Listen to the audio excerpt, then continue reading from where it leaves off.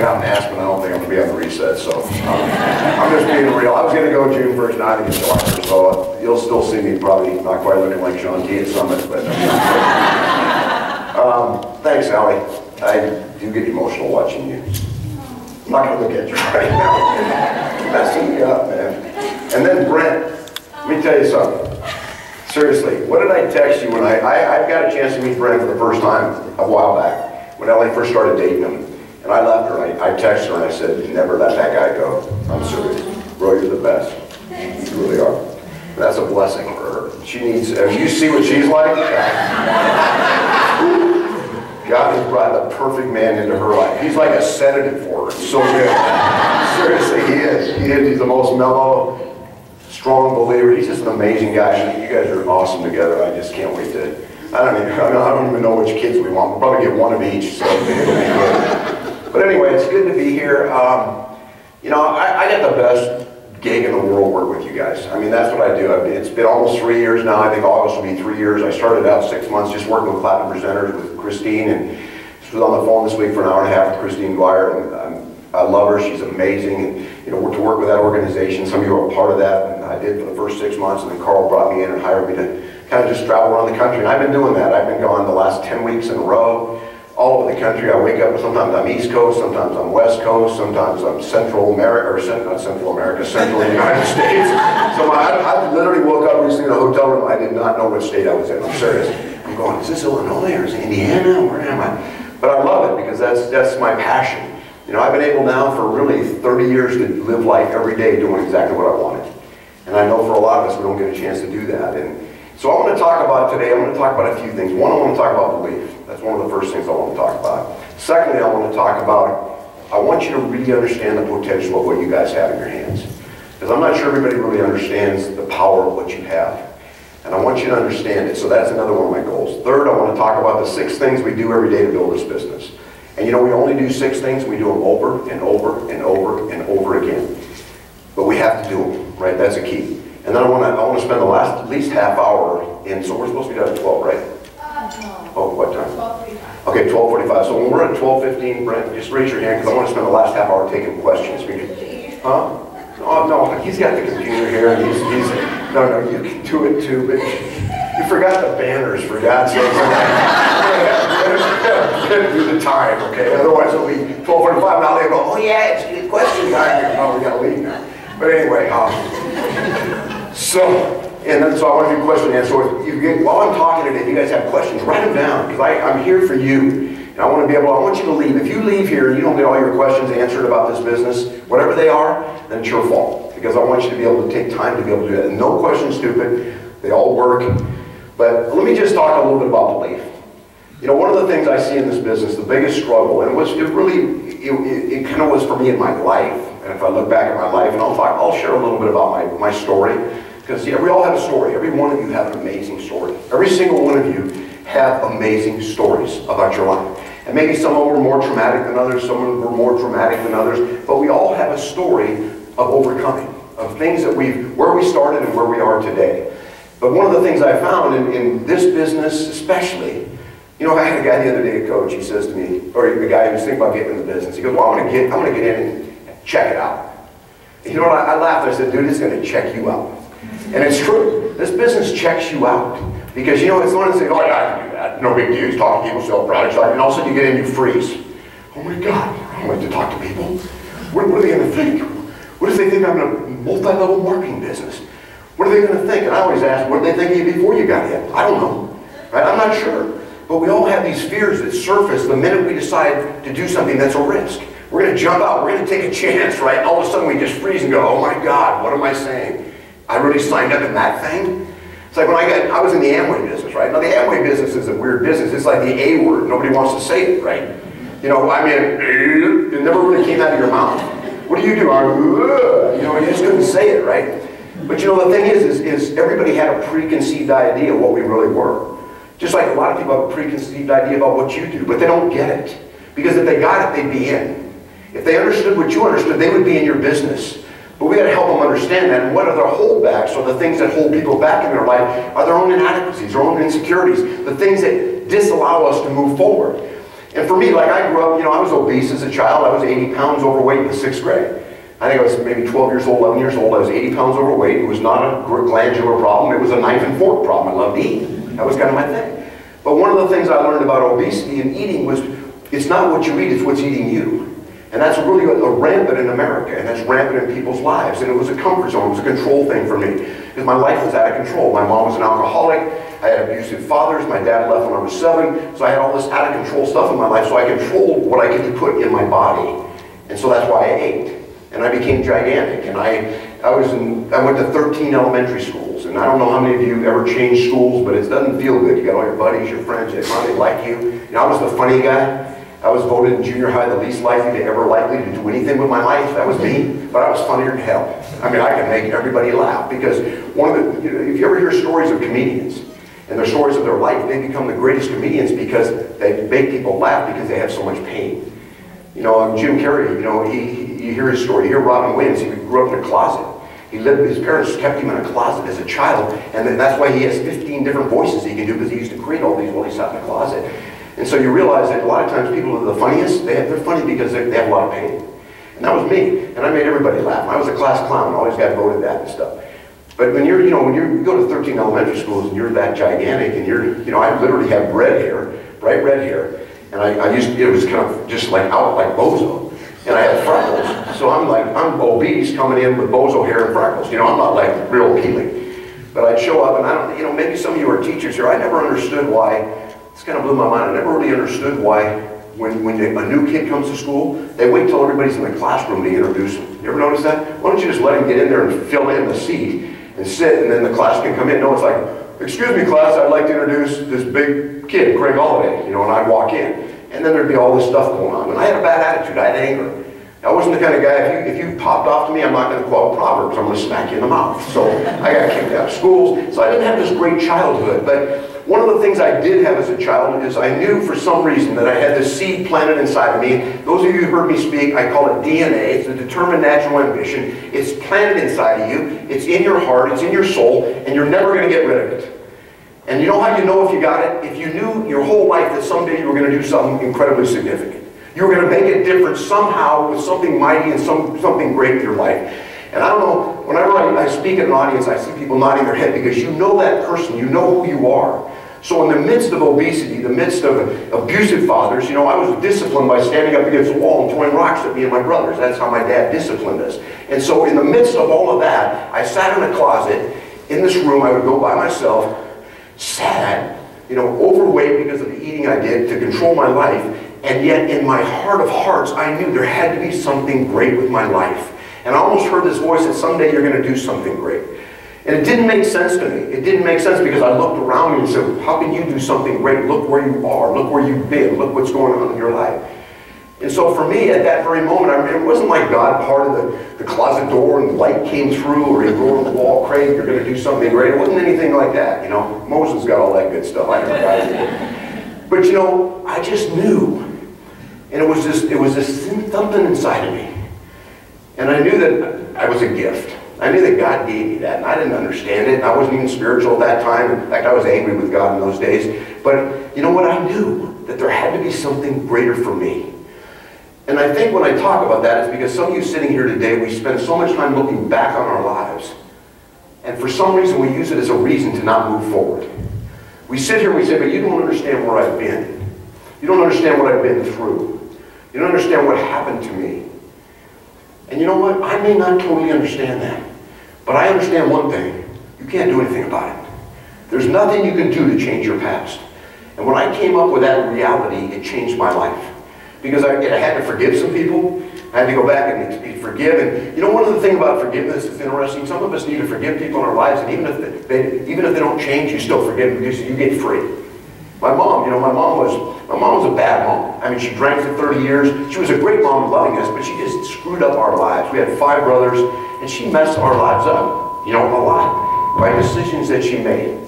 And you know what? So I was going through therapy about 15 years ago, and this therapist says, you got to go tell your mom how you feel. And I'm going, oh, my mom can't handle it. She's sober now. She's been sober for 15 years. If I go lay that guilt trip on her, move this down. I don't know if it'll make a difference. I'm just getting feedback on.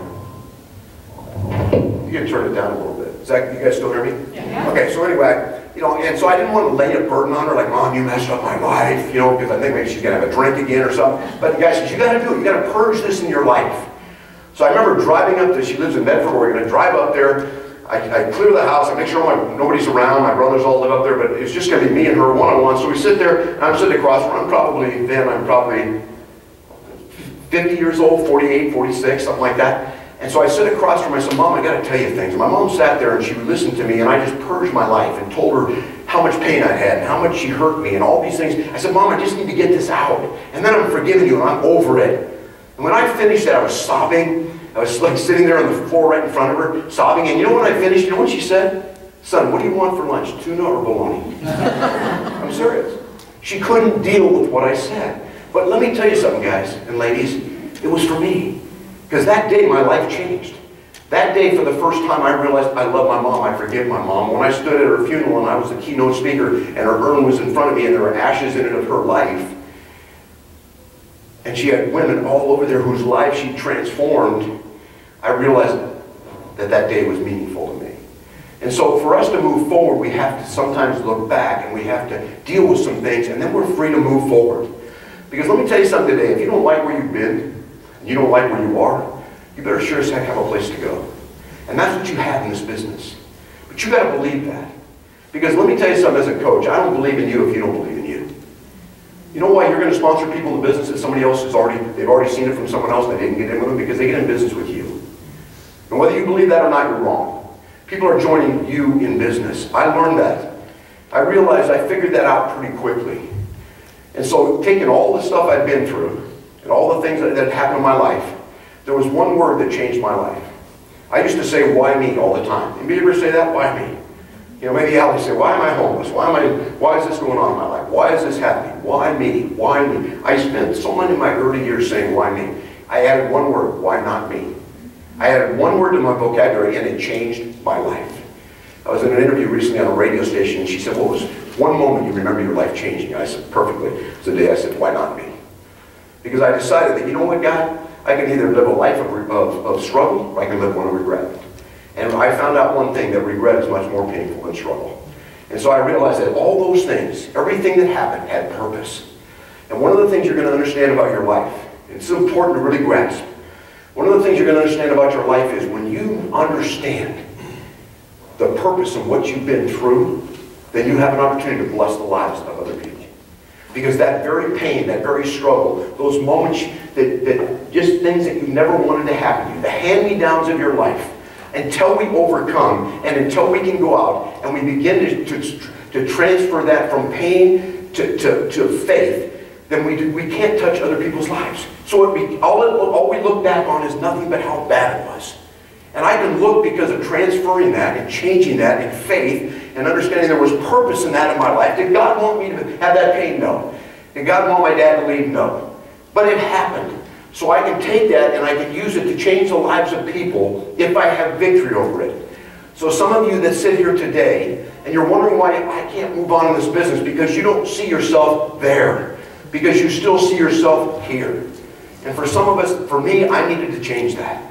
That's what needed to take place. And you know what? It's crazy. It was a network marketing business called Amway that did that. And I don't get it. When I was a young kid, I didn't grow up saying, I want to be an Amway distributor. You know, what do you want to be when you grow up? I want to be a professional baseball player. That was my dream. You know, I love sports. That's the thing that kept me doing anything. I didn't do well in school. I didn't care about school. And you know what? I didn't grow up wanting to be in multi-level marketing. But I wanted to be significant. I just read an article on the internet that said, the biggest desire of every human being in the world is to matter. The greatest desire of every human being in the world is to matter. Now that doesn't just say in the United States. And I know it because I've been in the Philippines. I did Amway in the Philippines. I've been to Thailand. I've been to Taiwan. I've been to China. Guess what those people want? They want to matter. Because if we don't matter in life, we don't have much hope. And so what we have in our business is a chance to help people to matter. That you go into their life and you sit across from them and you say, you know what? You matter to me. And you know what? People don't hear that. People aren't listened to today. There's nobody today listening to people about their lives. And yet many of us have been through these journeys and going onward and onward and onward, and we just live this quiet life of desperation. I get a chance to fly every weekend. I sit in airports and I watch people. I'm a people watcher. I love to watch people because I consider myself, in 30 years I've tried to be a people expert. I want to know people. I want to know what their heart is, their passion, what makes them tick, what the sanguines are like, what the cholerics are like. When, you know, those of you who study the personality styles, right? What do you think Allie is? Oh, really? Sanguine. You guys have studied it. You know, so what?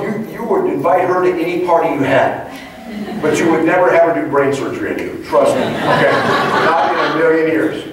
You know, and just like you analyticals that have, you know, the spring hanging in your garage with a ball on it, so your car, when the windshield touches it, you know you're not supposed to drive any further. Some of you are in here, you have those. Now, I'm a sanguine choleric. Now, me, when do I stop? When my car touches the front of the garage. I figure that's right. You can hear it. You just kind of do a little bump. You know, some of you have that ball. So, we're all different personalities. But you know what we all want? We want significance. We spend most of our life trying to be successful, and yet when we get older, we want to be significant because you're not dragging an armored truck behind your hearse, right? It doesn't matter how big a house I've had. I've lived in a 14,000 square foot house. I've driven Ferraris. I've had Maseratis. I've stayed in the top 10 resorts in the world. I've had the limo. I've done all that stuff. But the letters I get from people that love me, from Allie sharing what she shared in the back of the room while I sat there, why would I cry? I wouldn't cry about a $1 million house, $5 million house I lived in, but I would about that story.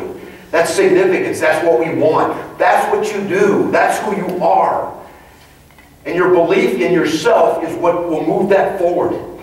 But some of us have to dissect. Some of us have to do surgery on ourselves first. I saw a documentary recently. It was powerful. It was two brothers. In fact, they were twin brothers. And it was a documentary on them. And they interviewed them both. First, they interviewed the brother who was extremely successful. He lived in a penthouse suite. He was a multi-zillionaire. He gave so much money away. He traveled around the world. He worked with AIDS babies in Africa. His life was amazing. They said, tell us about your life. He said, I grew up in a home with two parents that were meth addicts. I was a meth addict at 12 years old. My mom was a prostitute. And he said, I couldn't do well in school. We were homeless. He just gave this life of this incredible pain and sorrow. And you know what he finished with? He said this. They said, why'd you become what you are? He said, what choice did I have? Then they interviewed his brother who's on death row because he murdered his girlfriend who's a drug addict on death row. They asked him, why did you become what you are? And he said, look at my life. What choice did I have? The twin brothers, exactly the same home, the same upbringing. One says, what choice did I have? I became significant. The other one, what choice did I have? I'm going to die on death row. And so I say that today because believe this, you have choices. You have choices today of what you become. If anybody tries to tell you you don't, they're wrong. I don't care if they're family, friends. You get in a business where you say, guess what? I'm excited about my life. I'm going to do all this wonderful stuff. And your friend go, oh, come on, dude. Get real. I don't like real. Real sucks. Seriously, real sucks. You can write that on your wall. Craig Holiday quote, real sucks. Because when people tell you to get real, don't be real. Because real keeps us broke. Real keeps us working, hanging out with the wrong people. Real keeps us living in the past and not in the present, not in the future. You know, people make fun of me. Oh, Greg, you'll never do that. I just go get a big lunch, sit in the bushes and watch, dude. It's getting done. That was my attitude. It was my belief. And I knew that. And you know, the more people that threw rocks at me, the more excited I just catch them and build walls, man. I was fired up. Because that didn't matter to me. The more people that throw rocks, you know, if you climb a ladder, you're going to get thrown at. You're going to get attacked. You're going to have people that don't understand your dream. They don't understand who you are. But what do? We try to explain it to them. Oh, please understand my dream. Why? They're never going to get it. There's the right people and the wrong people. So many of you are trying to run with the wrong people. They're not going to build the business. And they're okay. We're not judging them. They're not your horses to run to 15-star. In fact, some of them are sitting there dead on the track with their tongues hanging out with flies in the tongue, and you're going, come on, we're going to finish. You're still riding them. Okay? Let me just tell you something. If you're on a dead horse, dismount, get the hell off. Okay? I'm just telling you, I'm trying to be honest with you today. And some of us have these, but I love them. I love them so much. Okay, you can keep loving them. But you're a business owner. You own a business. Darn it. Get this in your mind, you guys. You own a business. Now, can we be significant and successful? That's what's great about our business. There's no other business where you can spend all your time realizing that if I want to increase my income next month, I've got to be more significant in someone else's life. I got to find someone else to be significant in. That's how I increase my income. It's in direct proportion to your significance. So the income you have now, if it's not enough, then go find somebody to be significant. It's not about you, it's about them. And when you understand that, you grow. But you're in a business. You know, if I owned a retail store, if I owned a store and Allie came in, a women's clothing store, and Allie came in and said, God, I love this dress. I don't really have any money. Can I have it? Or can I pay you in a month? I go, okay, Allie, take the dress. And then a week later, she comes back and says, oh, I like these shoes. Can I get those? I don't have any money. But I go, okay, Allie, take the shoes. I mean, how long am I going to keep doing that before I go, wait a minute, I'm a businessman. I own a business. It's probably not a good business decision. She's really cute, and she's fun. I like her, but I can't keep clothing her. But so in our minds, if we're business owners, what does your business look like as a business owner? Carl said on a national call 2 weeks ago, he was talking about Josh Spencer, who calls Josh was on, he says, Josh is the CEO of his company. I'm the CEO of Beachbody. Josh is the CEO of his company. Guess what? You're the CEO of your company. You own it. You own your company. It is your business. It's not Carl's business. It's not Beachbody. It's your business. When Allie learned that and understood that and realized it's my responsibility to grow my business, she grew. Right? She decided this is what I've been given. This is what God gave me. This is the business I have. I better be successful at it. But we go around trying to convince everybody. I never talked to anybody to get in my Amway business. Because I knew if I talked them in, they got in for me and went out for them, and I didn't want to work with them anyway, and they never did anything. People get in for their reasons. That's why that's what you got to be talking about. Listen to their story before you tell them yours. We beat people over the head with our business. We beat them over the head with products. Oh, you got to do this, you got to do this, drink this, do this, suck this, drink this down, do this. And these people are going, ah. And you've yet to ask them what they want. What do you want? We're like a stealth business, you guys. Our business is like this underground business. Nobody knows what we do. They really don't. They see infomercials, they see Shaun T, they see Tony Horton, they hear about Beachbody, but they don't know you. They don't know what you do. Every time I get an airplane, I sit next to someone, what's the first thing they ask you? What do you do? Greatest prospecting thing in the world. What do you do? What do you do? You like what you do? No. What would you like to do? What's the greatest? Those three sentences are your prospecting tool. What do you do? Oh, I'm a lawyer. Do you like what you do? No. What would you really like to do? Be home with my kids and play. You got a way to do that? No. Let's get together and talk. Ooh, that's tough. Right? 10 times a day I can do that. So I'm on a plane. They said, what do you do? I said, well, I'm a trainer, national trainer for a company called Beachbody. The guy goes, oh, wait a minute, Beachbody. Is that like P90X? I go, exactly. What do you know about the business? The guy goes, what are you talking about? Every single one, 1,000% of the time, what are you talking about? They don't know about you. They don't know what you guys do. The whole world sitting here, let's just talk U.S. right now, then Canada, then overseas, but let's just talk U.S. right now. Nobody knows what you do. But yet we're afraid to tell them. Because what if they don't like us? What if they don't get in with me? What am I going to do then? Right? But everybody needs to hear your story once you hear theirs. Because if you don't get a need from them, then there's no reason to show them what you got until you know what they need. Right? But we don't spend enough time doing that. We spend too much time selling. Oh, P90X, get in shape, fitness. It's great, and I agree with that. It is. But if I'm sitting there and I don't really want to be in fitness, and I'm not really that interested at this point in drinking a shake, and you go, well, I guess you're not interested. No, wait a minute.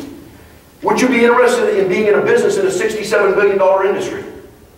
Would you be interested in owning your own marketing company in a $67 billion industry where you can make profit on a business? Would you be interested in owning a business that's like owning maybe, I don't know, what's Flyer have, 20,000 24-hour fitnesses? And there's money coming in every day from those 24-hour fitnesses. Yeah, well, that'd be interesting. Okay, let me show you how we can do that. It's a business. I was in Vegas not long ago. Mark Cannella. You know Mark. Everybody knows Mark. He's a personality. If you ever see him, he's a doorman at the MGM Grand. So he won't be working that week. But anyway, he's a bald-headed guy. He's a doorman. MGM Grand. He makes 180,000 years a doorman. He's the guy who takes your luggage out of the car and sends it into the hotel. But that's not all he does. He knows every hotel owner, every restaurant owner. He knows the president of every, this dude will set you up. You show up, guys drop $1,000, and he's got them taken care of for the weekend. He's just a wiener-dealer guy. So I love going and hanging out with him because he knows every restaurant top. Anyway, so he takes us one night to this Italian restaurant. He goes, oh, the chef's going to come out. He's the owner. You're going to love him. He's going to come out. He's a really cool guy. So this guy walks out, and I go, and I think his name was Anthony something. You know, you own an Italian restaurant, your name's going to be Anthony, right? He goes, Anthony something. I go, hey, Anthony, nice to meet you. He goes, what are you doing? I swear to God, and I go, dude, is this a plant? This guy doesn't talk like this, really. Didn't even know, how you doing? And I'm laughing, and Canella's going, because he loves this guy, little guy, just imagine, little Italian guy, you just, from New York, right? He's got his restaurant, and how you doing? No, how you doing?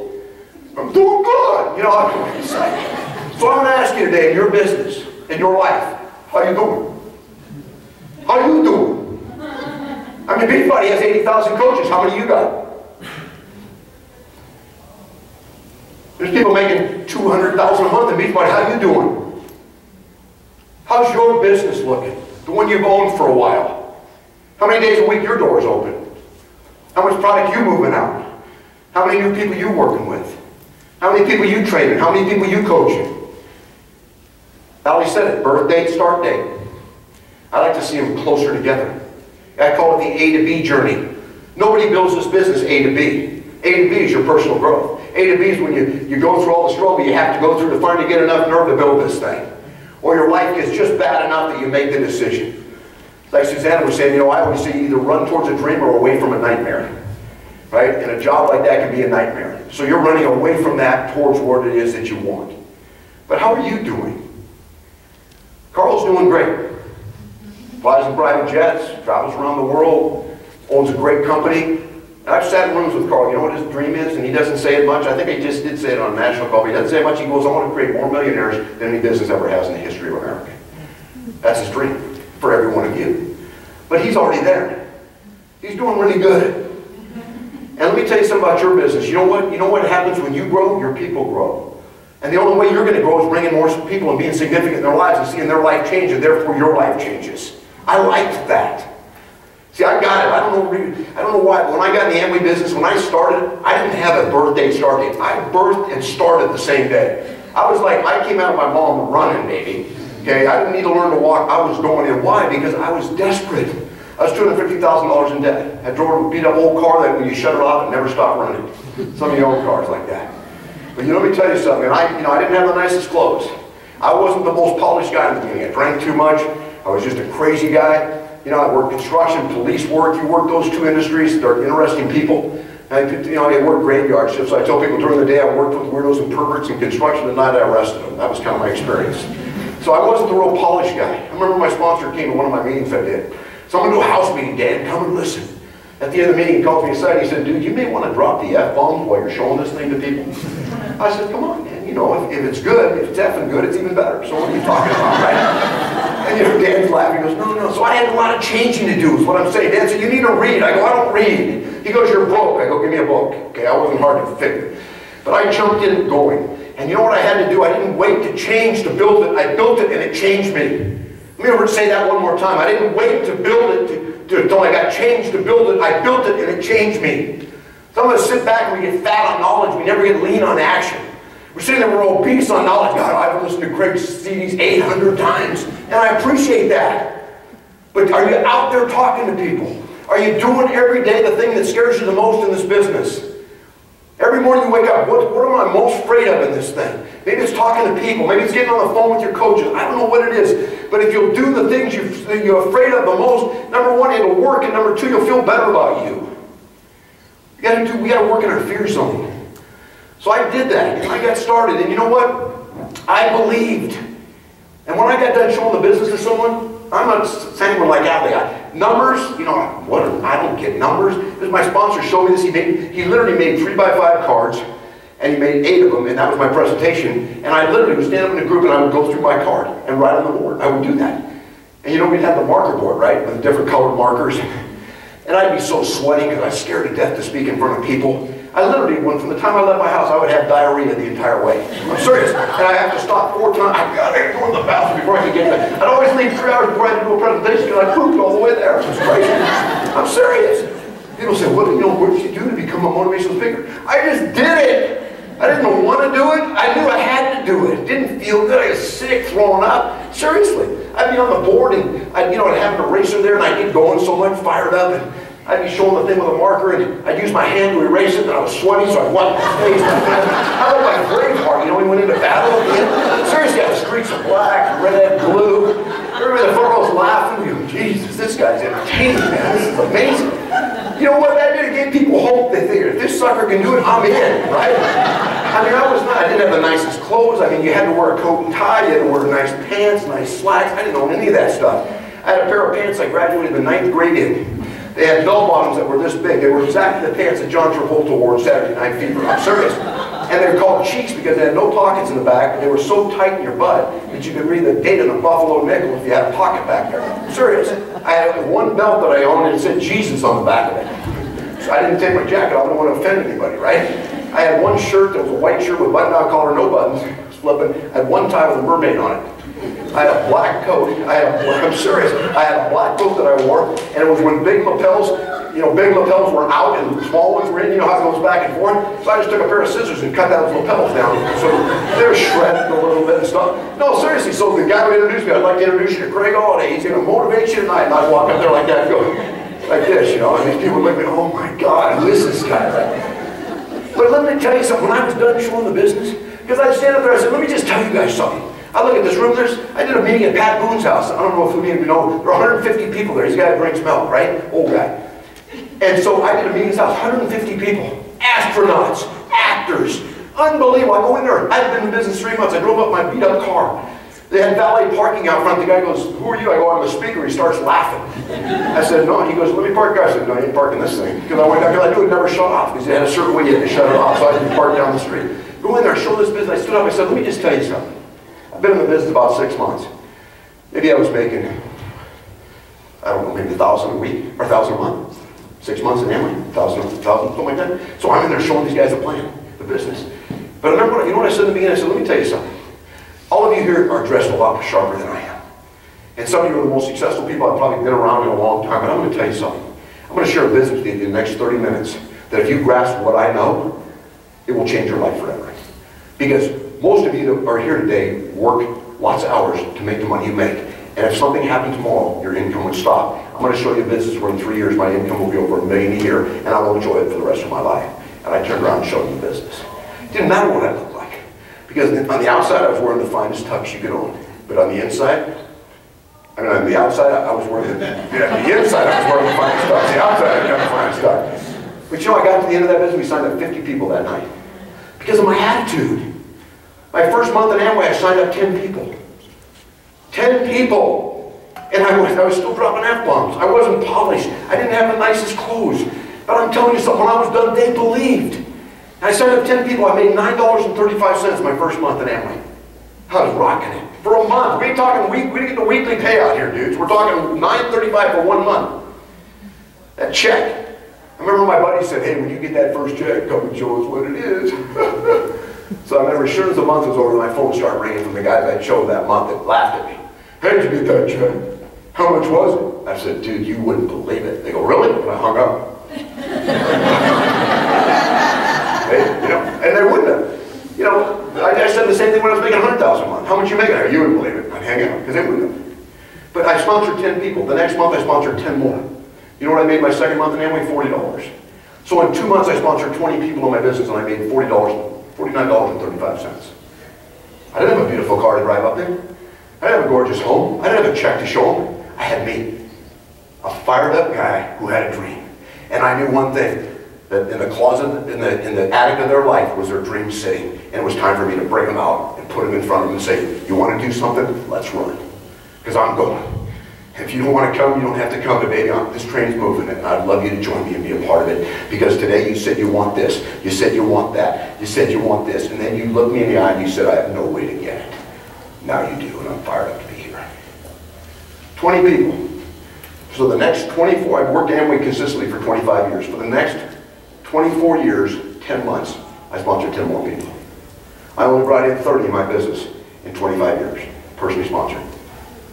20 of them in the first 2 months. Now when I was in the 25th year, I had a lot bigger checks to show. I was living in a lot bigger house and had cars that you could shut off. But the first 20 got in. You know, out of those first 20, 10 of them became multi-millionaires in Amway. 10 of them quit, 10 of them stayed in, bought product, and 10 of them became wealthy.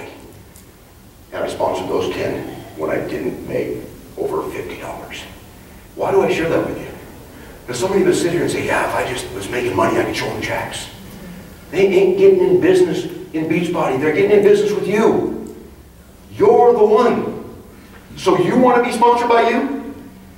Coach asked me today, I don't know what that problem is. I don't know what's going on. I don't know why I'm not growing. I said, let me ask you just one simple question. Would you like to be sponsored by you? Would you be excited about you as your sponsor? Well, probably not. Why? I don't follow up enough. I don't talk to my coaches enough. I haven't instructed them enough. Okay, there's your answer. People follow you. I taught my son to ride a bike. Y'all taught your kids to ride a bike. Daughter, son. You take the training wheels off, right? You get on the bike, you start riding the bike. Okay, what do? You don't grab them by the seat of the pants and heave them down the street. Go, son, this is going to work, right? And go. No. And you know, your kid, my son, Taylor, the first son, he's 27 now. But my first son, the first time we taught him to ride a bike, he didn't believe he could ride the bike. You know why I knew? Because he kept looking at me and saying, Dad, you think I can do this? Dad, you think I can do this? I said, son, you can do it. Dad, you're sure I can do this? Of course you can. So we got on the bike. We started riding. I hold him by the waist. We run a little bit. You let him go. He goes, oh, Dad, I'm going to die. Right? You grab him again. You all done this. You move him a little bit more. And then finally they're just spinning down the road. You take your hands off and they're gone for 18 years. You never see them again at that point. They're pretty much gone. See, that's what you do with your coaches. You know why? They're looking at you going, you think I can do this? You really believe I can do this? And then not because it's me, but what did Allie say? Greg believed in me. Way before she ever did. Because I knew what she could do. If I believe in you, you will believe in you. How much belief do we have in our coaches? How much do we connect enough with them, even enough to believe in them? How much do we even know about them? How much do we know about their why? Or just somebody we're going to sell product to?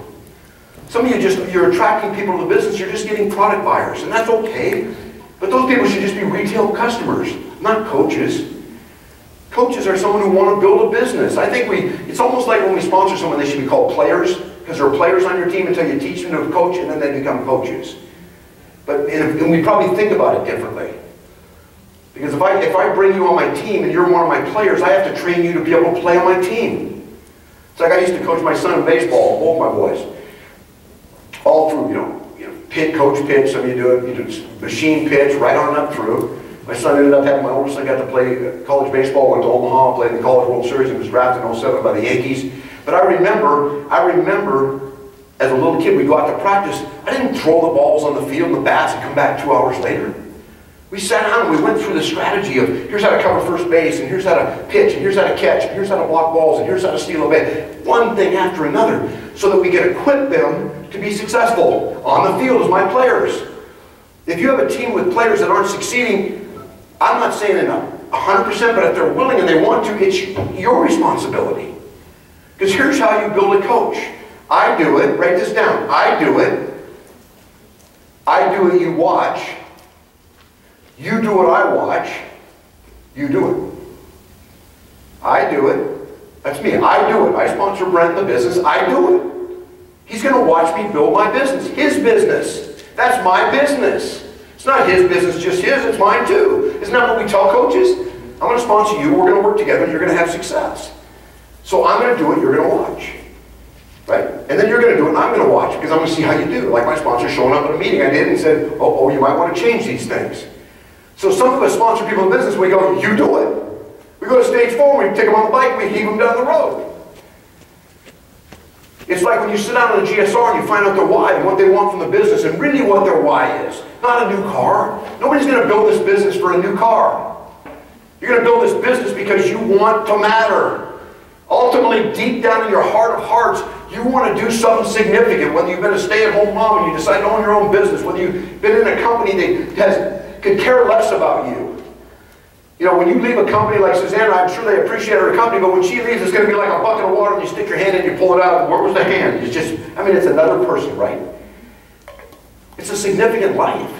It's an incredible, beautiful, significant life. But to them, it's another person working for them. And I'm not putting jobs down. If you want one, stay there. But I'm saying it's a whole lot more fun to own your own business. Wake up in the morning and live life the way you want. And decide how you want to live your life. And realize what, the people you sit across from when you do GSRs, they want to be significant. They've got dreams. Sometimes you got to dig them out. Because there's so much of this crap that they built up that that's not important. People say money's not important. I totally agree it's not important. But you go buy groceries and see if your passion for life is going to get you out of the store. You got to drop some cash on them or a credit card or something. They're the ones hung up on money, not me. But in the areas designed to work, nothing takes its place. So how would you like to be in a place in your life where you never ever make a decision again based on how much money you make? I mean, think about that. People say, oh, people are always talk about money. You know who talks about money? People who don't have enough of it. I don't spend a whole lot of time in my life talking about money. And people that make enough of it, it's not an issue. You don't go to, where do you want to eat tonight? Oh God, we can't go there, it's an expensive restaurant. We don't even think about it. Where do you want to go? We used to have this club, my top leaders in my business that were very wealthy, that built my business with me for 25 years. We used to have a vacation of the month club. There were 8 of us. And every month we would decide where we were going for 2 weeks. Every month. And whoever made the decision would get all the tickets, get it all planned, and everything, and all we do is these tickets would arrive at our house, and we go, oh, we're going to Tahiti this month. And we'd be jamming for 2 weeks. You say, what about your kids in school? Oh no, we hired a teacher to go with us. They hung out with us. Every month. Didn't matter how much it cost. We just did that because that's what we wanted to live our life. If there was a need, we wrote a check. We didn't have to think about it. Oh my gosh, we're going to have money for Christmas this year. My car, I need brakes, but I got to wait a while. Oh, that's safe. Right? I mean, seriously, that's how we live when we haven't gotten that. You guys are in a business. Listen to me. You're in a business where in 24 months you could be at a place where money will never be an issue to you again. I'm telling you the truth. I've seen people do it in Beachbody. I've worked with them now for 3 years. I did it in my own life. 24 months from today. How many of you have worked in a job for over 15 years? Are you getting what you want? Heck no. And I'm not putting jobs down today. But 95% of the people in America work for the 5%. In the sight of everybody I've found, they want to be a 5%er. They want to own their own business. They want to be responsible for it. But you know what? You are responsible for it. How you doing? How you doing? How's it looking? I knew every day that I had to work my business, do the things it took to build it every single day. Because I couldn't expect my check to be bigger at the end of the month if I didn't do that. So people get in this business, they don't do what they're supposed to do, or they're not effective at it because of their own hang-ups. And at the end of the month they go, guys, this isn't working for me. Baloney. I've never had anybody sit down and say, Greg, I've been in a year and it hasn't worked for me.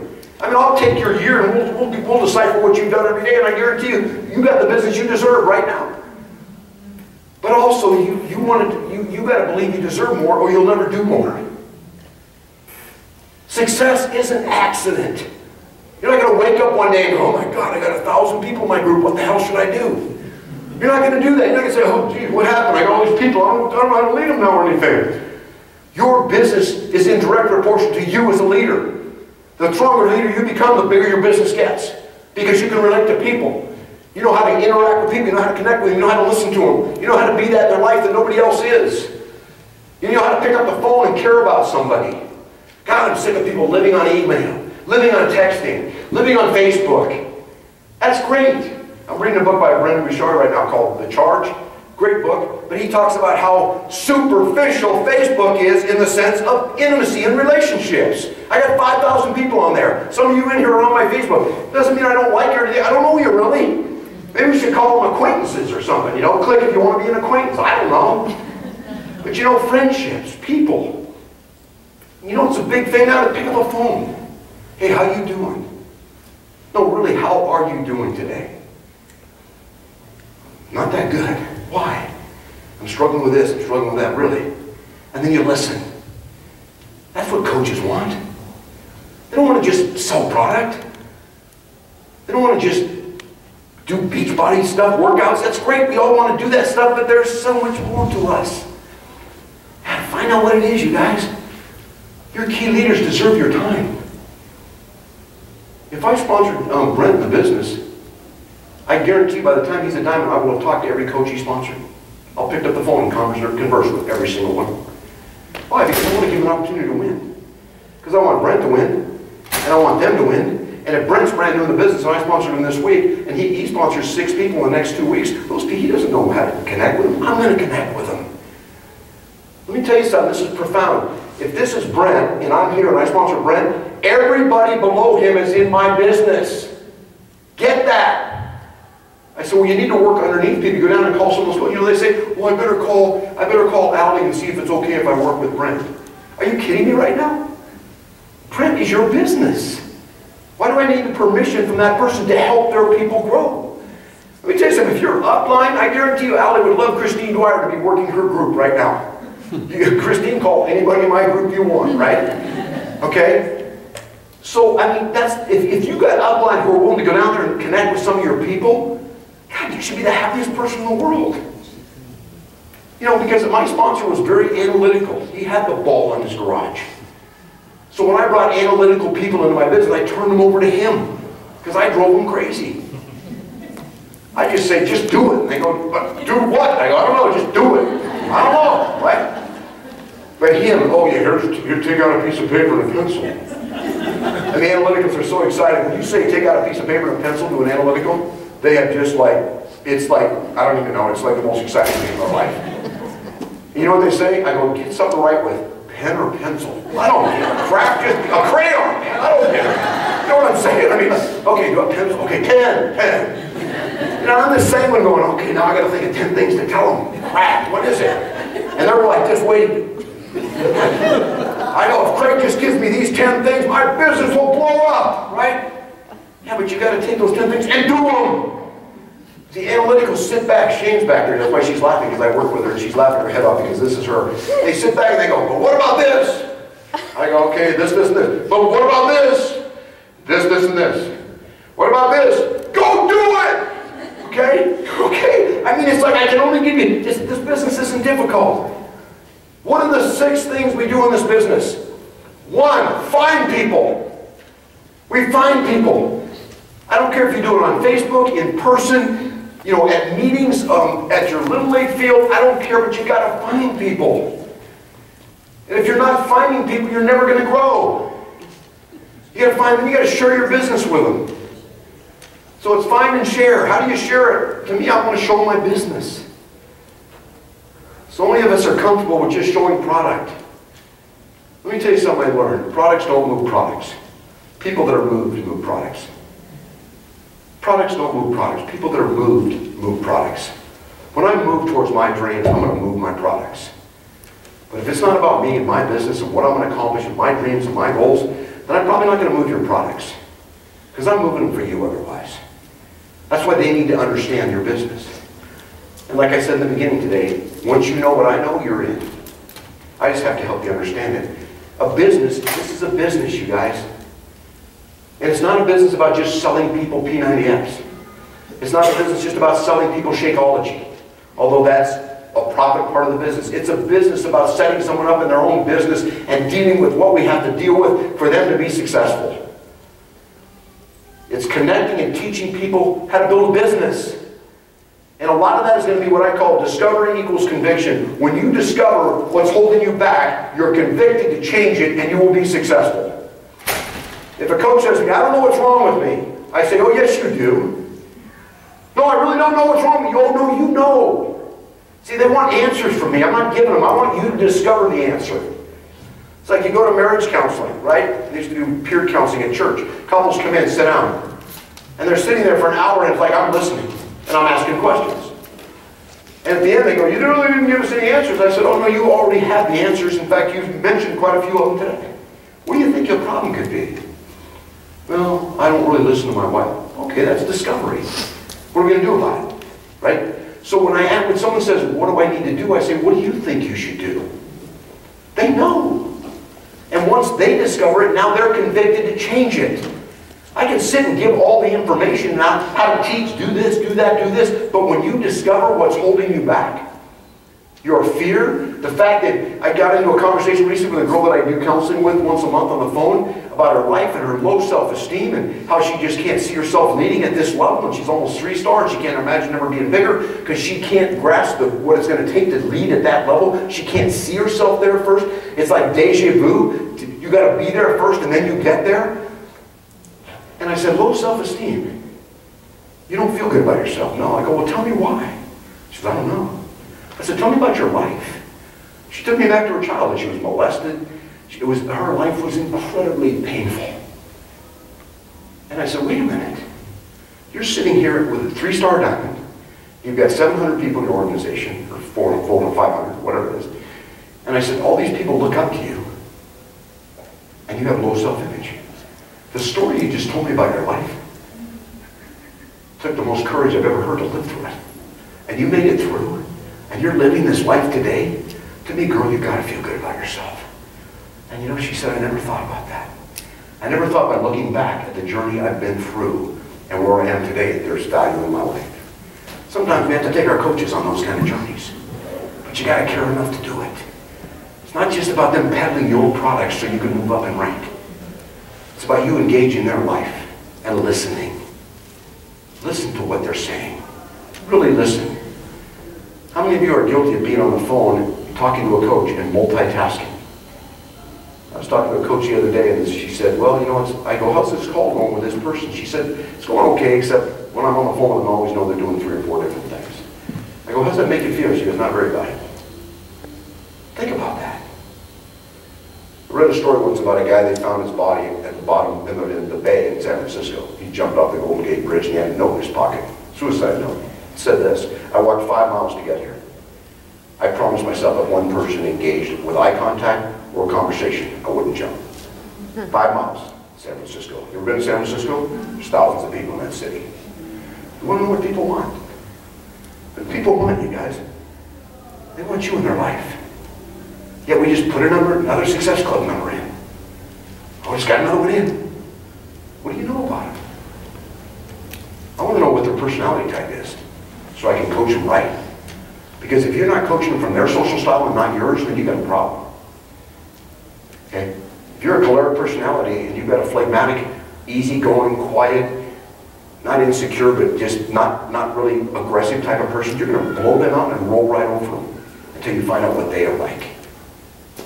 And I know it's not comfortable all the time, but it's the only thing that's going to work for you to build a big organization. So you got to share. When you share your business, it's a business. If I'm wearing a hat that says P90X and someone says, what's that? You know what I say? It's one of the products I moved through the company I own. What's the company you own? Oh, I own my own marketing company. It's called Holiday Consulting. Really, what is that? Oh, you know, it's funny you ask. I work with people just like you. I'm kind of a life coach. I help people with their personal development. I help them with their fitness. I help them financially. I help them really learn how to start their own company and to build it in the fitness industry. It's really kind of a neat thing. I'm looking to mentor 3 or 4 people right now. I'd love to sit down and talk to you about it. That's it. I don't talk more about P90X. I don't talk more about Shakeology. Because I always know that once I show them my business and they decide not to get in, they're going to be a customer of mine. So I'm always going to get them a customer.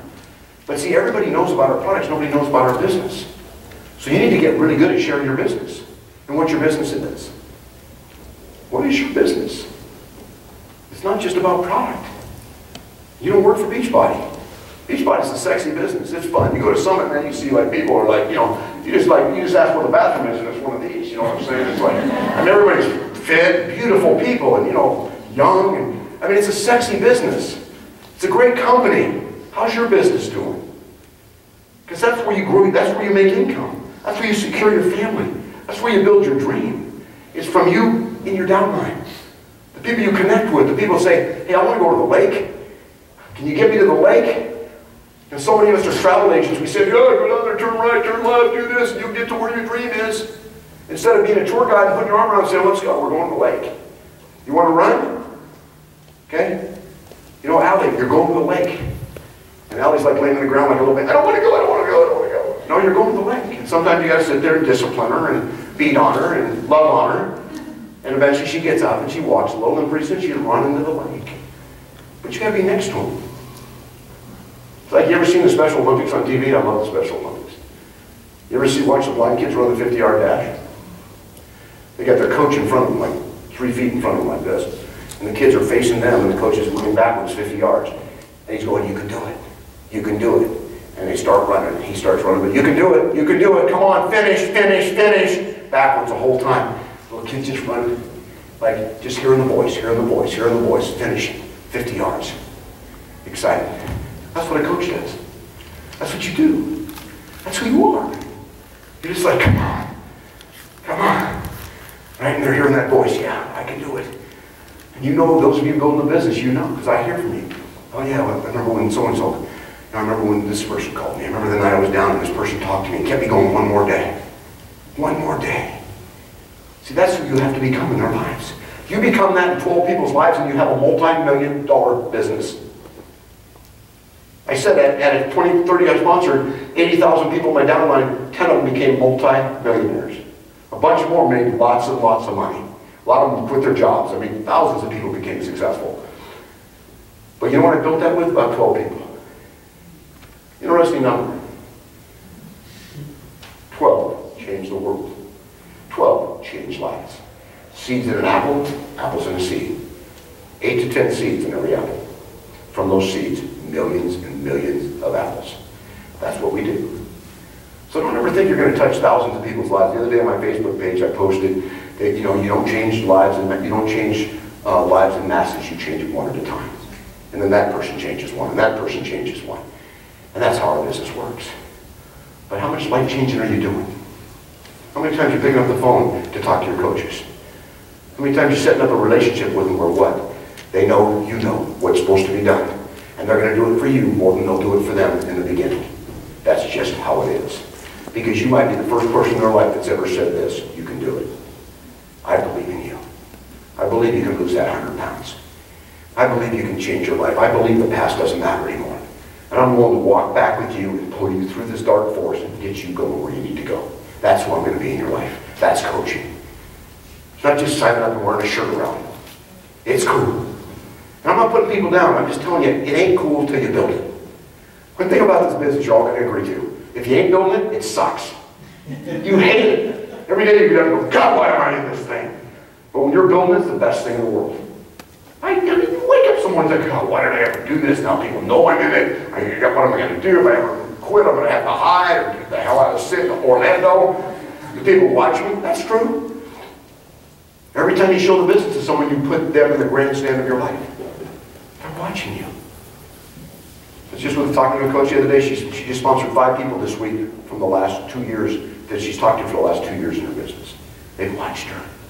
She posts her success videos on Facebook. And they're watching. Because guess what? Their lives ain't changing. Their lives aren't being any different. The people you show this business to 5 years from now, they're going to be living the same life.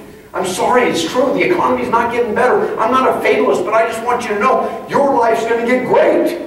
Theirs ain't. And they're not stupid.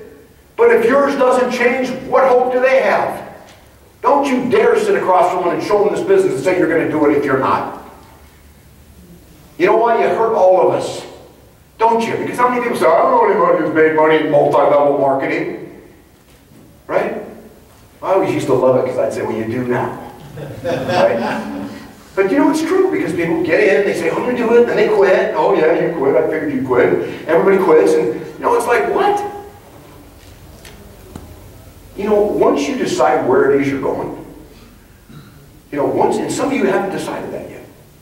I'm sorry, some of you in this room have not decided yet. I'm going to be whatever your rank is you want, or whatever your income level. I'm going to be 15-star. I'm going to be 10-star. I'm going to be making $250,000 a year in this business in the next 24 months. That's it, period. No questions asked. I'm sticking my stake in the sand, and I'm going for it.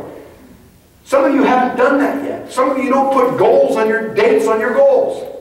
When are you going to be a diamond? Oh, someday. Well, that's good. There's like, is that Saturday through Sunday? Is Sunday a new day we've added in the calendar? You know, and Allie knows I've done this with her for the last 2 years. It's like, when? Right? When are you going? And people know that work with me. Don't tell me you're going to hit a rank if you don't put a date on it. That's like being on a boat with no rudder. Someday. Right? So some people don't do that. But if you know, without a doubt in your mind, that within the next 24 months, on this date, I will be this rank, I will make this income, then everything along the way isn't that big a deal. Somebody goes inactive. Oh my God. What am I going to do? Holy crap, Greg, I get a call. I'm just there, went inactive. Should I buy it? I don't know what to. Are you kidding me? Are you not going? Did you stop your journey because they went inactive? Is that one business going to change your entire future? Not if you've already planned on where you're going. If I call up Brent and Allie and say, hey, I'm driving to your wedding and I'm going to be there. and I leave to drive there, if there's a detour that's going to take me 100 miles out of the way, I'm still coming. Because I said I'm going to be there. So if detours happen, and they do for us, right? Hey, Craig, but you don't know what happened to me. Okay, I get it. You had a struggle. Things came along. You know what our life is? It's in the middle of a struggle coming out of one, or you're going to get one tomorrow. That's how we're going to live our lives. If you ain't living that way, you're dead. You're already in the ground smelling. You're gone. That's how we're going to live our lives. Because what? We're achievers. We're overcomers. We're people that have dreams. We're people that want to do great things. We're people that are chugging life down. We're not sipping it. That's us. That's kind of our DNA, right? We were made that way.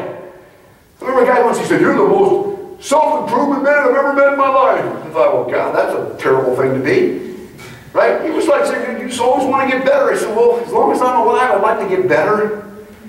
I want to do more things. I want to climb a mountain. When I get to the top, I'm going to look for a higher one to climb. And the day I'm dead, then I won't anymore. And some of you have been sitting in the freaking bottom of a mountain for a long time looking up at it going, I don't know if I can do this. Baloney! You're sitting there looking at it going, oh God, the mountain's so big. None of you are going to jump from the bottom of Mount Everest to the top. You've got to take a step. Okay, boom. Scared to death. Take another one. I don't believe I can do it. I believe you can. So if you came here to Orlando this Saturday to get permission to succeed, I'm giving it to you. Craig Holiday, right in your book. Craig Holiday gave me permission. What's the date today? 25th, 26th? 26th. This 26th of May, 2012, in Orlando, Florida, at the Disney Resort, Craig Holiday gave me permission to win and succeed at my life. And post it somewhere. Because I am. Because that's the only thing keeping you from being there. You think Lindsay Matway, Christine Dwyer, Robert Hutchins are any different than any of you? Hell no. And if you do, you'll never build it. I used to sit in those events when I was brand new in Amway, and I'd watch those diamonds on stage, and as much I appreciated it, and as much as I thought they were the greatest thing in the world, not one of them did I ever think I couldn't do. It just lit a fire inside me every time.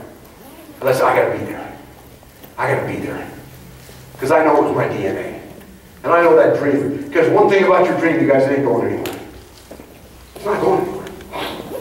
And you know because you've had it for a long time. You've had it for a long time, and you know what your voice used to say? This. If I could just find a way someday, I'm going to be significant. I'm going to make a difference. I'm going to become a millionaire. If I could just find a way. Quit looking. You now got it. You have it right now. This thing, you guys, we're in our infancy. We got 80,000 coaches in the United States of America. Are you kidding me? 80,000 coaches. We have the greatest products that transform. I mean, look at you guys. I sold Amway products. Seriously, I mean, you can stand up and say, "Oh, this deodorant transformed my life." You want my before and afters of my teeth using my soap blister? Seriously, I mean, we didn't have that. You guys have life-transforming products. And some of you's lives have been transformed by the products. Your health, to live another 20 or 30 or 40 years.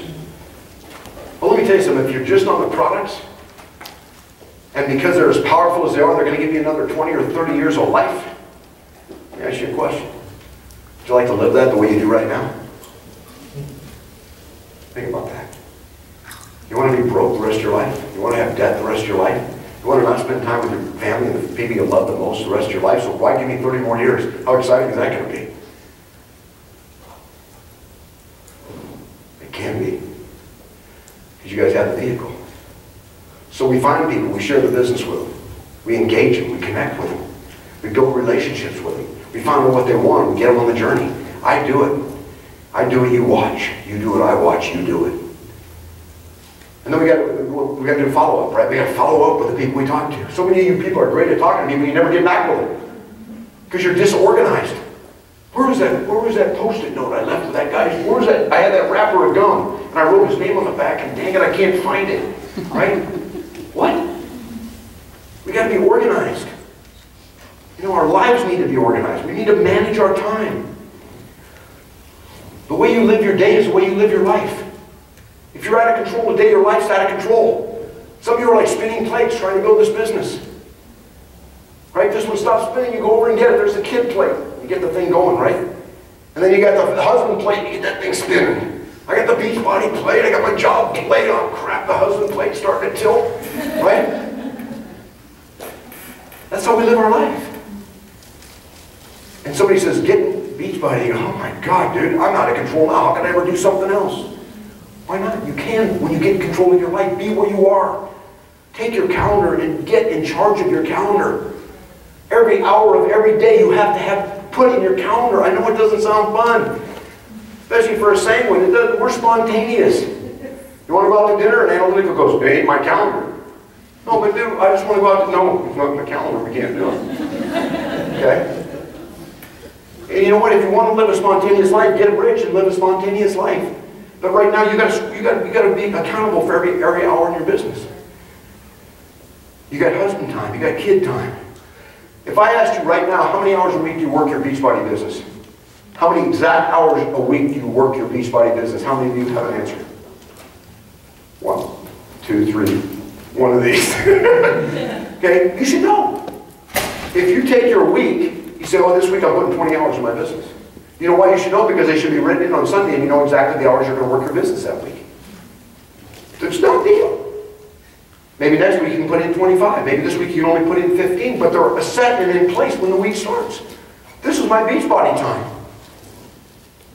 You know what that does? This is my Beachbody time. This is when my business is being worked. This is when I work it. And you know what? This is my kid time. My kid time doesn't translate over. Be where you are. Some of you are at your kids' baseball games doing this with your coaches. Don't do that. Don't go out to dinner with your kids and all you talk about is your business. Don't go out to dinner with your husband on your date night if he's not active in the business and just talk about your business. Okay? Be where you are. Women at the worst at this, they feel guilty all the time. They're not with the kids. Oh God, I need to spend more time with my kids. I need to spend more time with my Beachbody business. I need to spend more time with my husband. And so they feel guilty all the time. When your calendar's organized and you have it all written in, every time you're with whoever you're with, you can be where you are. And quit apologizing to your kids for building a business for them. They're part of your business. Make them part of your business. If you've been blessed to be a stay-at-home mom and now you're building a business and your kids are used to you being a stay-at-home mom, let them know real quickly what it means to you. And number 2, I now have a business. It's very important. No, these are my business hours. Those aren't hours for you. They're hours for my business because we're going to go to Disney World this year. We're going to go to Atlantis. We're going to do on the trips. And that make it part of your group or part of your business. They're part of it. Put their dreams up on the fridge. Sit down with your kids and open magazines and say, let's do a dream night. Have them cut out the things they want to do and stick them on your refrigerator. And say, when I'm working these hours, baby, this is what it's for. And get them to be a part of it. You talk about accountability? Yeah, you tell them at the beginning of the year you're going to Disney World and then don't qualify. You see what those kids are like. They look for other parents. They look at another place to live. I'm serious. Create accountability with your kids. The greatest gift, men, the greatest gift, and ladies, you will ever give your children is to teach them to dream. You can't give them a greater gift. We teach our kids, how many of us as parents, we teach our kids, hey, do well in school, never quit. If you're on that team, you're going to finish. You know, be the best, always do the best. Are you doing that as parents? Are we just saying it to the kids or are we living it? They can watch, they know. If they're old enough to understand the business, they know what a 5-star diamond is, when are you going to hit it? They know what it takes to succeed in any business where people make the kind of money you can make in this business, so when are you going to do it, Dad? Like the story some of you have heard me tell about the coach I had, or the distributor I had in my business, who called me one night, you know, because we'd spent a year earlier at his house with his kids and his family, and I used to, when I started a new coach, my GSR, I'd go over to their house, and we'd sit down, we'd cut up things, and we'd have this big ceremony where we'd put all their dreams on their fridge. All the parents would be up high, and all the little kids would be down low. So they looked at it every single day. I remember going through that night, and this kid's going, Daddy, I can't wait. And the little girl wanted a pony and to learn to ride a horse. And we're doing it, we're talking about this stuff. You talk about locking in people emotionally. It's like, whoa, right? We draw the pictures of what they want to do. He wants to leave his job, and they've always had a dream to be missionaries in Africa. And we pick pictures up from National Geographic. So a year later, he calls me on the phone. He says, Craig, this is Jim. I go, yeah, Jim. He goes, I'm quitting. I go, what? He goes, I'm quitting. I can't do this. I'm too afraid. It's not working. Nobody wants to get in my business. You know, the same old crap. So I listened to him. When he was done, I just simply told him this. I said, you're telling the wrong person. I said, here's what you need to do tonight, Jim. You need to bring your whole family back into the kitchen where we were a year ago. You need to walk into the fridge. And you need to tell your wife and kids to start pulling their dreams off that refrigerator. I said, Jim, if you can do that, it takes more guts to do that than it ever will to build your business. And on the phone, he's crying. He says, okay, I get it. And he hangs up, and he ended up building a successful business. If you don't succeed in Beachbody, it's not going to affect my life. And you know what? If you're not in Alan's business or anybody here's business, you know what? It's not going to affect their life. They're going to move on and they're going to build. But it sure changed yours. If he quit, he quit. But you know what? When you get emotionally, like whenever I work with people, their dream becomes my dream. I want it for bad as for that. I want their dream as bad for me as I do for them. I don't know if you understand that. But if you do, you get this business. But you know, quitting is not an option. To do what? To go where? You guys have this gift. It's been given to you. It's this gift of free enterprise, this gift of owning your own business. But it's also scary. Because for the first time in your life, you can change your life. For the first time in your life, you have a business that you can take care of everything you've always complained about. And that's scary. It was easy to talk about it.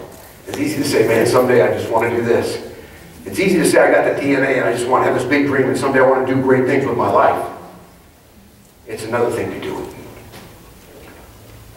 But I tell you, like I used to tell my distributors, once you get in this thing, then you can never, ever again the rest of your life ever say, I didn't have a chance. I just never had a shot. Because you got that. And if you're sitting here today, like I used to sit in audiences just like this and listen to people talk like me, and I used to just sit there, my teeth would grind because I go, I'm the one. And I look around this room and I don't know which one of you are ever going to build this business. I wish I knew. You know, I mean, I just wish I could have this magic wand and I could look at it, or a magic crystal ball, and I could look at it and I could say, you know what, Leah, you're in the ball, baby. You're going to be huge in this thing. She goes, thank you, that's good to know. And I look at her and go, sorry, really are. You know, but I mean, I'd love to be able to do that, right? But you know why we can? Because it makes us help everybody. I love that. People say, when do you quit on somebody? I've never quit on anybody. They quit on themselves. I've never quit on anybody. Ever. They decide to walk away from their dream, not mine. I'm finishing. I'm going to Orlando to a wedding. I'm driving. I'm going to be there. I don't care how many detours I hit. And if I don't stare at that where I want to be, then the boulders become, or the pebbles become boulders in the road. But if I'm staring at it is where I want to go and where I want to be and what I want to accomplish and the life I want to live, then the boulders shrink down to pebbles. It doesn't matter. It pays too good to be easy.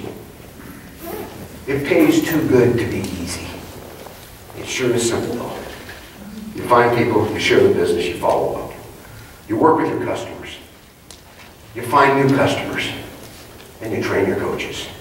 Those are 6 things. Find, share, follow up. Get new customers. Service the customers you have. And train your leaders. That's all we ever do. It's not brain surgery. We don't cut into the frontal cortex and take tumors out. Okay? Nothing really intense about this, just the same thing over and over and over and over again. Simple. But why isn't it easy? Because the person in your chair makes it difficult. Because we still live in the past. We still live with all these hang-ups. We still live in this place where we're not really sure. We can't live there yet because we haven't really seen ourselves there yet. Success is deja vu. Trust me. It's deja vu. Success is never anything, but I've been there. When I first got the Amway business, I went up to Portland, Oregon.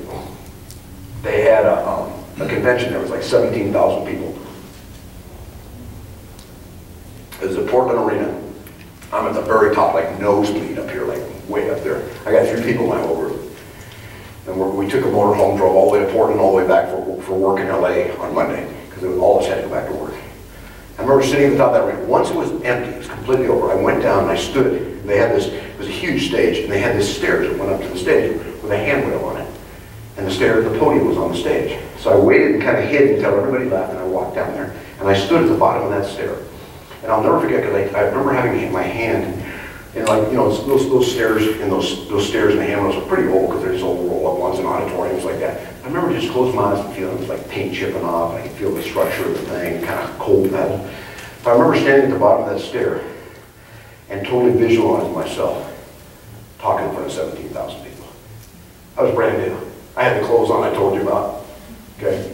I'll never forget because my shoes had huge holes in them, and I remember the guy who spoke that day said, "You can tell the success of a man by the shoes he wears." I think, oh, great. Okay. Anyway, I'm standing at the bottom of those stairs, and I'm looking up at that podium, and I just played in my mind right that day. I took a giant picture of the video. I started running this video of an introduction of me as a brand new diamond in Amway, 17,000 people. And I remember walking up those stairs, going over to that podium, standing at that podium, looking at that an empty auditorium, and visualizing myself.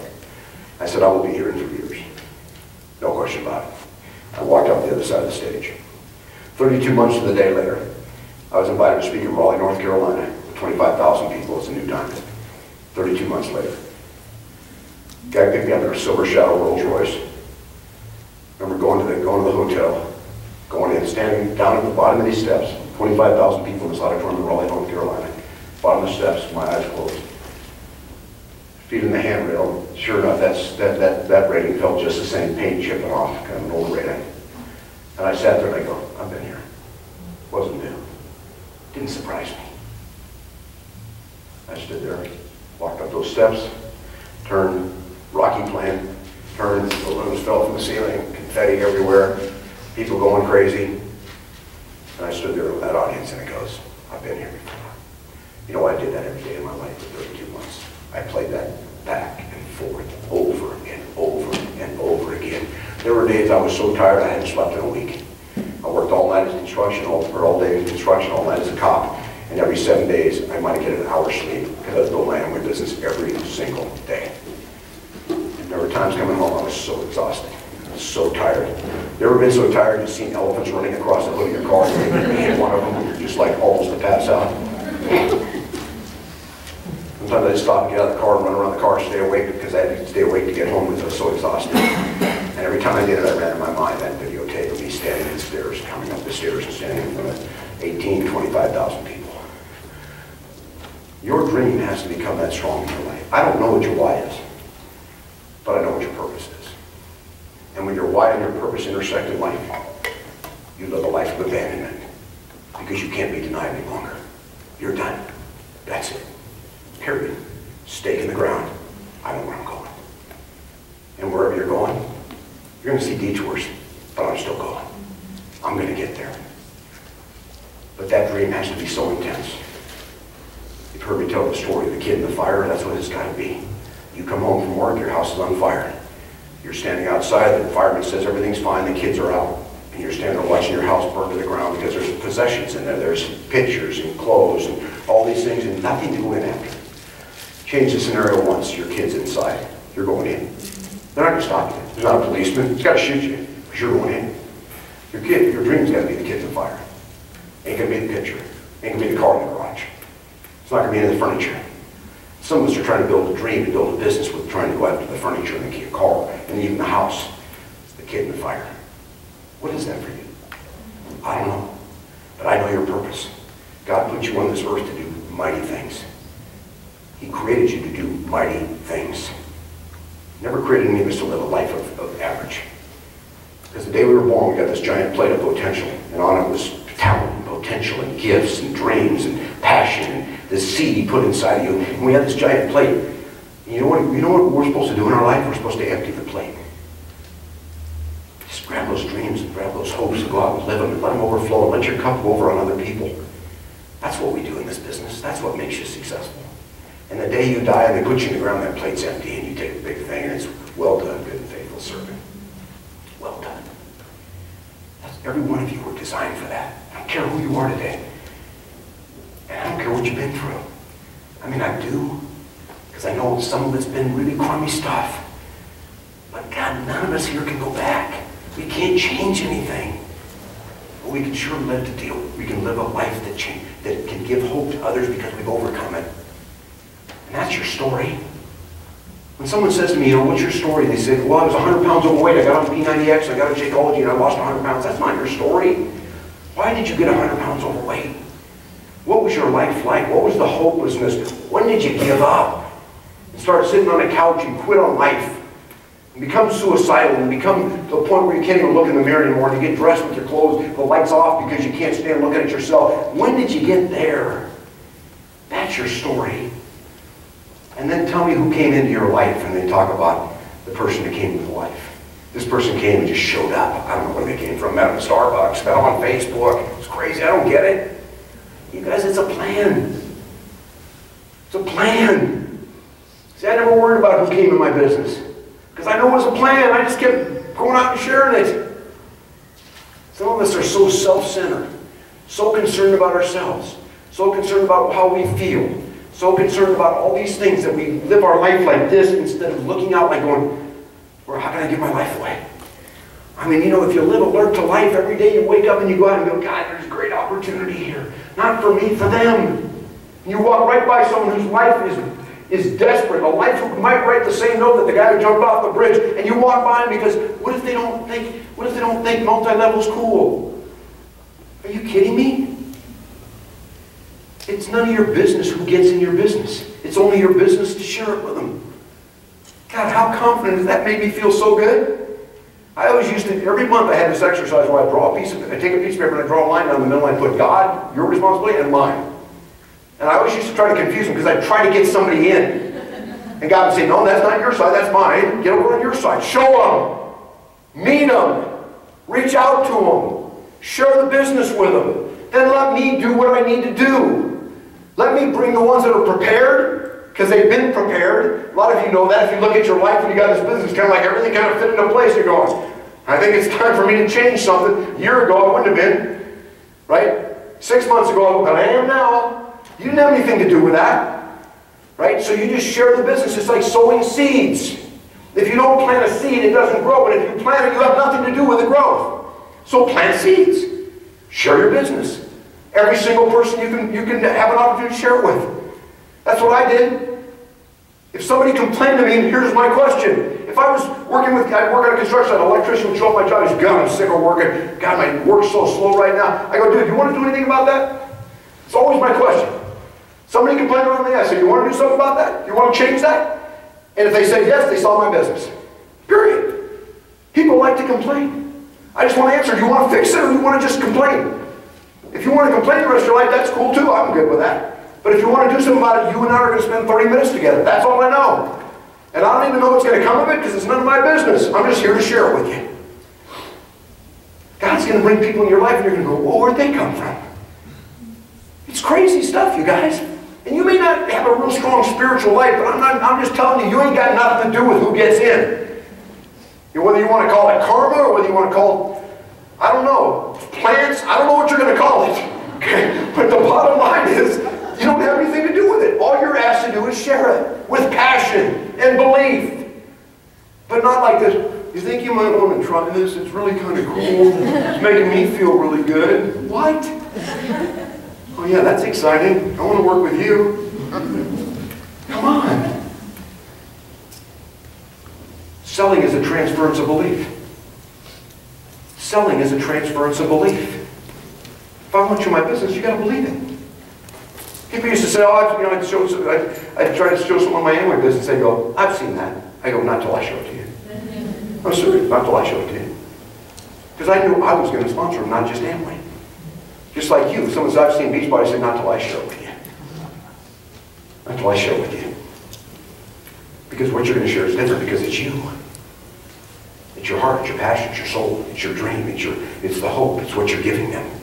Because you're asking them about them and not just telling them about you. That's what finding people is. It's about them. People say, what do I say when you talk to people? I said, not that much. You ask a lot of questions. Hey, what do? You enjoy what you do? No. What do? I said, I own my own business. You know, how long have you been doing what you do? And I go back to asking questions again. Because my goal is two things. I want to find out where they are and why they're unhappy and where they want to go. And once I have that, I have a purpose and a reason to show my business. Real simple. And I can't do that if I'm just talking to them about products. I've got to talk to them about business. Because everybody knows Beachbody products. Nobody knows you. Nobody knows your business. You need to touch them. And that's what we all got from this thing. That's what I've gotten from it in years. That's why I love it. That's why it works. That's why I know what it is. It's having empathy for people. It's caring about somebody else. It's getting your eyes off yourself all the time. We wake up in the morning, we're so focused on our day and all about us and struggling through and how am I going to get through this and how am I going to get through that. You know what? Go pick somebody else up. Because that's what our business is. It's reaching up for help from someone upline or somebody, our sponsor, or somebody who can help us, and it's reaching down and giving it to somebody else. If we don't do those two things, if we don't do this for help, we're never going to learn. If we don't reach down for help, we're never grow. And so we have to learn both and do both. That's why we mentor and we're mentored. That's why, God willing, you have somebody to mentor you in your life that can teach you this business and teach you about life itself and teach you about you and challenge you. I've been doing these small groups called Discoveries Conviction Groups for different top coaches, and they've been powerful, 8 to 10 people in a group, and it's all been about self-discovery. It's amazing how many of them are launching and moving on to the business because they're finally figuring out what's holding them back. And that's a discovery we all need to figure out. That's why we read the books we read. That's why we listen to CDs. That's why we come to events like this. Because we got to get ourselves through it so we can build it. Because you're the one holding back, the person in your seat. That's why I said it'll check you out. Because you need to look in the mirror and say, if I can find 12 people like you, I'm going to be huge. But if you let them go, if I find 12 people like you, we're in trouble. Okay, that's not a good thing. Okay? And so what are you doing? Because you're in control. How are you doing? How's your business doing? It's caring. It's empathy. I love that word. It's a visual. Tell your story. Be willing to sit down and go back far enough in your life to create your story. And then share that with people. It's life-changing. God's a relational God. He built us for relationships. We're in relationship marketing. Oh my gosh, how can we be in a better business? The only way you become successful is being significant. Our business is based on a 2,000-year-old biblical principle that says, if you give, you receive. That's entirely the principle, the foundation of the multi-level of this business, of this company. The more you give, the more you receive. It's a principle that is 2,000 years old that works, that is the truth. And we're basing our success on that truth. How powerful is that? That's why I'm excited every day going, are you kidding me? If you get this, that's gigantic. So every one of you, by the end of this year, find 15 more people and engage their life. Take 15 more people by the end of this year and say, I'm going to go find 15 more people that are handpicked for me, that are already there. I'm just going to go share. If I got to share 40, I'll share it with 40. If I got to share it with 50, I'll share it with 50. But I'm going to find 15 more. I'm going to draw a line. Whatever I got now, it doesn't matter. I'm going to get 15 more team players. And I'm going to start them right. I'm going to engage your life. I'm going to find out what they want. I'm going to get them started. I'm going to take responsibility for their success the first 30 days. If you sponsor a new coach and they're not Emerald the first week, you failed. Because you didn't get with their people. You didn't get with their list. You didn't make the calls for them. You didn't make the calls with them. You didn't show the business for them so they could watch you do it. Take responsibility for your business. Going diamond is about you. Breaking diamonds is about them. It's a big difference. That's why you'll see a lot of people go diamond that never break diamonds because they don't know how to develop leadership. They don't know how to go down and work with their group and engage them. And help them build and help them draw out their diamondship and fill those circles up and work with those people too and help them all realize, hey, you're one from Emerald. I'm going to go down and help you go Emerald. Right? No matter where they are in my personally sponsored persons group, I'm going to go down and help them build. This business is a strategy business. People don't just go diamond organically. You say, what are you doing? I'm just kind of growing organically. Well, what the hell is that? I have hair under your arms? I mean, what are we doing? I mean, what is organic? It reminds me of the hippies in the 60s. We're just going to go, let her roll. You know what? If you break a diamond, it's a strategy. You got a date on it. Here's what we're going to do this week. Here's what we're going to do next week. You know, a diamond's you, 4 on each side, and 2 emeralds. So if I have a brand new coach, I'm going to draw out their group. I'm going to draw it out. The day I do a GSR, I'm going to draw them out. And I'm going to have them draw it out. And I say every time you add a little circle, get a hold of me. And I'm going to be working with you anyway because I want to be able to fill it up as we go. So I know if I say to Allie, hey, Suzanne, what does she need in her business to go diamond? Okay, she needs one more on her left side. If she doesn't know the answer to that, it's her fault. If I ask you, hey, you're about to break a diamond, what do they need?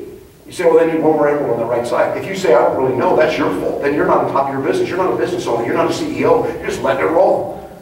You should know every person you have that's growing, what their business looks like as it's drawn out. It's in a file. You keep it in a file. And every time you talk to them, you open it up and you see where they're at. How can we lead if we don't? Every time you're on the phone with them, you give them an assignment, write down the assignment you gave them. Next time you talk to them, say, okay, we talked about this last time. Where are we at with that? Guess what it says to them? You're valuable. Because if you're building this thing and you got a lot going on in your group, guess what? Guess what? You talked to a person last week, you don't remember what you told them. And you get back on the phone and they go, well, I did my assignment. You go, oh crap, what was that? I forgot what I told them to do. But not if it's in a file. And if I pull out the alley file and I pull it out and I go, okay, here's where we're at, here's what our diamond ship looks like, here's where we're at. I go, have you had you got any coaches? Tell me what's going on with Mary here. You said she was almost emerald. Is she about emerald this week? What have you done in that group? Okay? She goes, oh, well, and then I can look at that and we can talk and shop. And I say, okay, here's the assignment I gave you last week. How'd you do with it?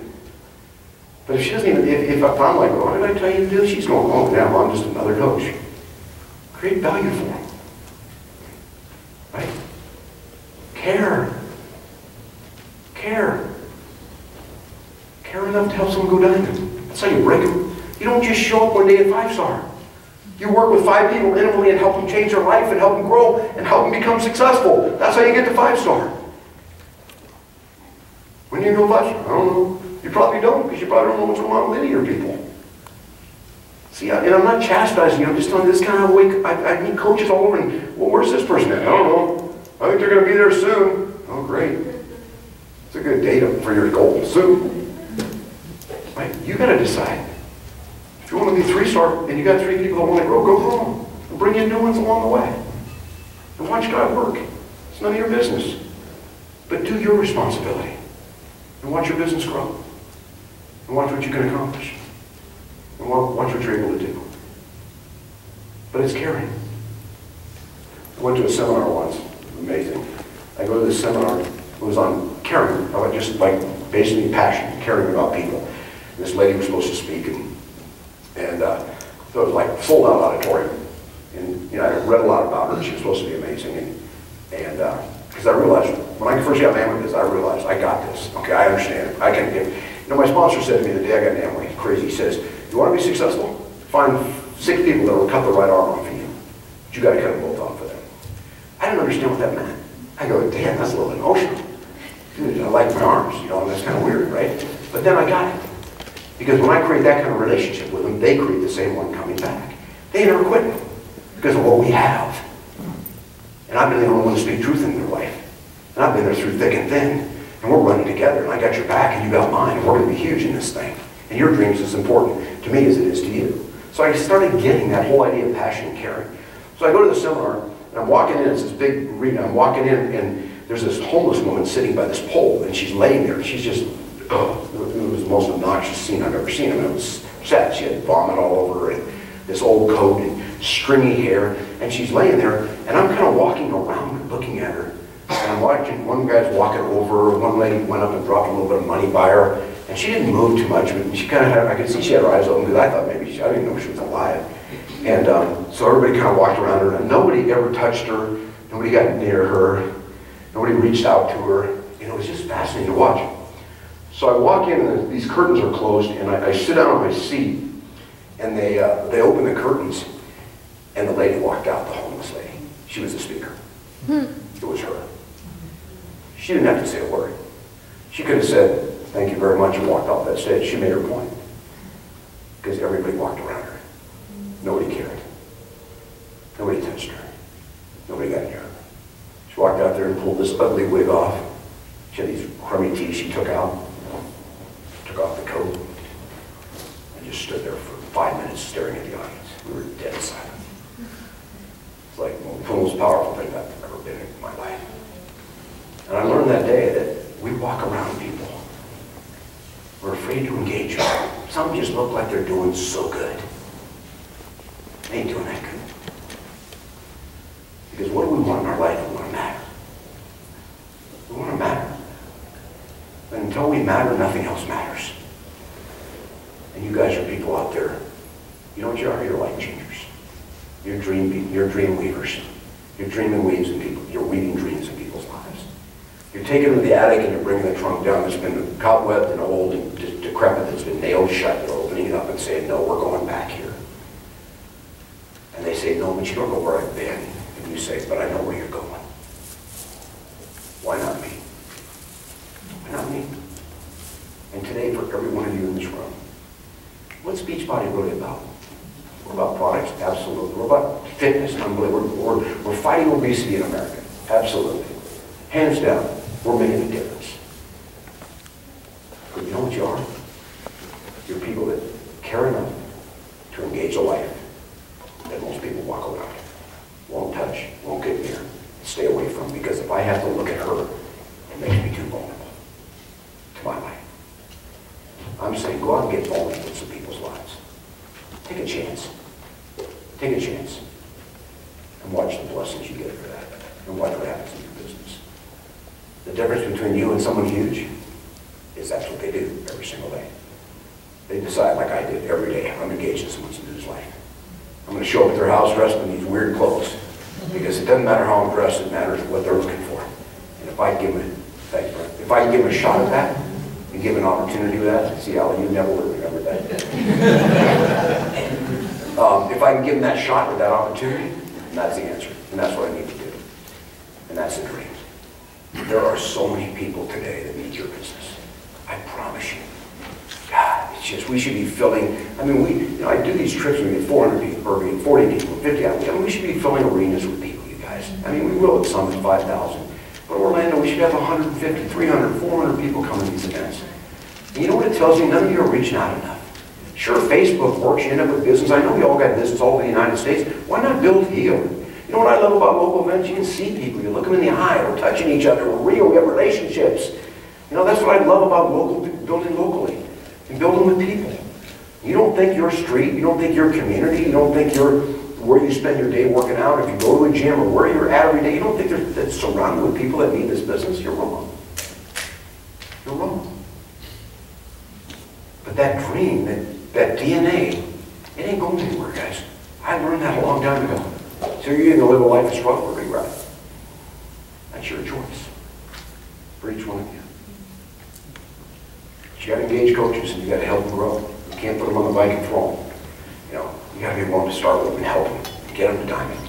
Get them 2-star. Help them go 3-star. It's you. You're driving it. You're the coach. Right? I do it. I do it. You watch. You do what I watch. You do it. That's the formula. All right, questions about anything I've talked about? Stuff you've written down? Anything I've talked about?